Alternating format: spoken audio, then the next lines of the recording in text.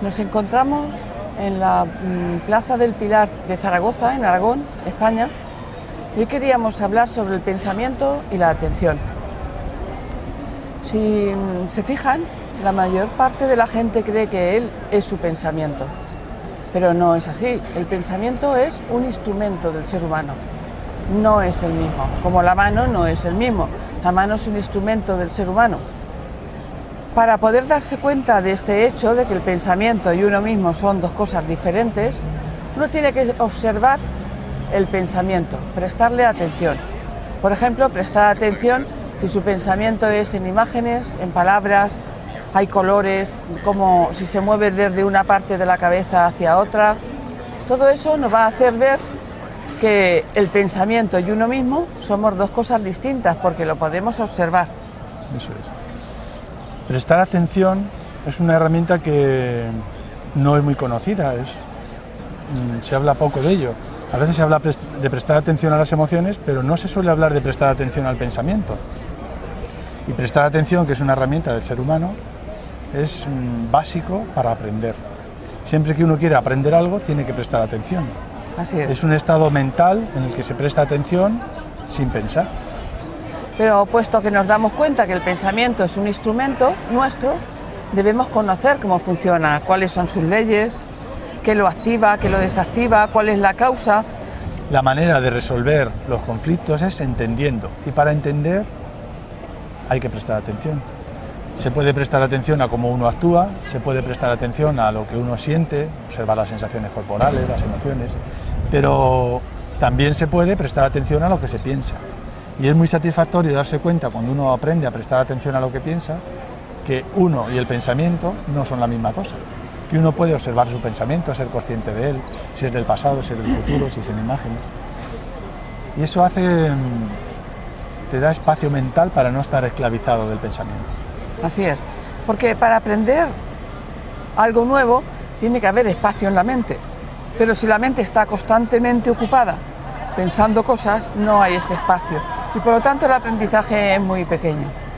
Uno de los problemas que produce el pensamiento es que está constantemente en actividad. ¿Por qué ha pasado esto? Como la mente humana lo ha ido utilizando, consciente o inconscientemente, como un mecanismo para reprimir lo que le hace sufrir, pues el pensamiento está constantemente activo, sí, para que el ser humano no sufra. ¿Qué ha pasado con esto?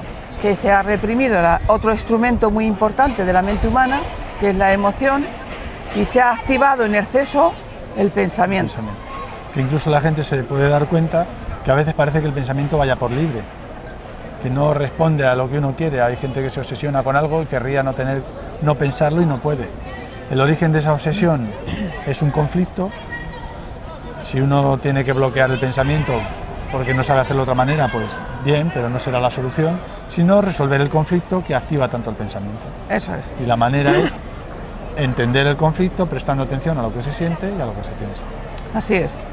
Luego, no se trata de parar el pensamiento, sino entenderlo, ni dejarlo en blanco, una imagen, ni bloquearlo en absoluto. De lo que se trata es de entenderlo. Porque además, cuando uno entiende cómo funciona el pensamiento, cuáles son sus instrumentos, no hay técnica que tenga que utilizar para pararlo. Cuando se utiliza el pensamiento para lo que sirve, que es para reflexionar, inducir, deducir, memorizar, recordar, ahí está muy bien. Pero cuando no es necesario para nada de eso, el pensamiento se detiene y la mente queda en silencio. Y cuando la mente queda en silencio, hay mucho espacio mental. Eso es. Hay capacidad de ir más allá de lo que uno conoce.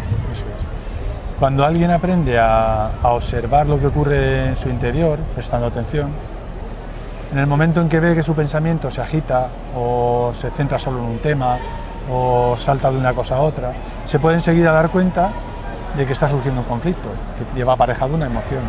Si uno presta atención a la emoción, a lo que siente y procura entender qué está ocurriendo, eso vuelve a poner en orden la mente.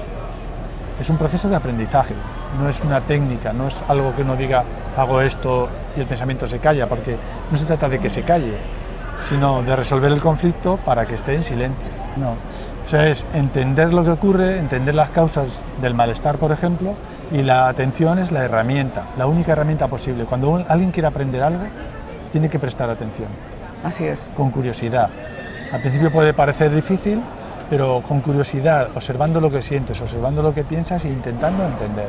Sí, porque, por ejemplo, si tenemos una cámara de vídeo que no sabemos cómo funciona, para entender cómo funciona hay que prestarle atención. Hay que Observar, cogerla, entender. abrirla, observar cómo funciona un botón, cómo funciona otro, con curiosidad. ¿Y por qué tenemos curiosidad? Esa curiosidad nace del interés por comprender cómo funciona esa Eso cámara es, de vídeo. eso es. Pues lo mismo sucede con la mente humana. Si uno entiende que el pensamiento es muy importante para la evolución del ser humano, tenemos que entenderlo. Y cuando uno tiene curiosidad por entender, surge el prestarle atención de Eso manera espontánea. Y entonces lo entiende. Y Eso entonces es. hay espacio en la mente. Y uno va más allá de lo que conoce. Otro día vamos a hablar del obstáculo tan grande que es que la mente está acostumbrada a escapar del malestar. Y no es que haya que buscar estar mal, no se trata de sacrificarse como a veces se creía en otros tiempos, por ejemplo la religión católica, no se trata de sufrir, pero escapar del sufrimiento tampoco lo resuelve, sino que hay que aprender a acercarse con inteligencia al Así es. sufrimiento, al malestar.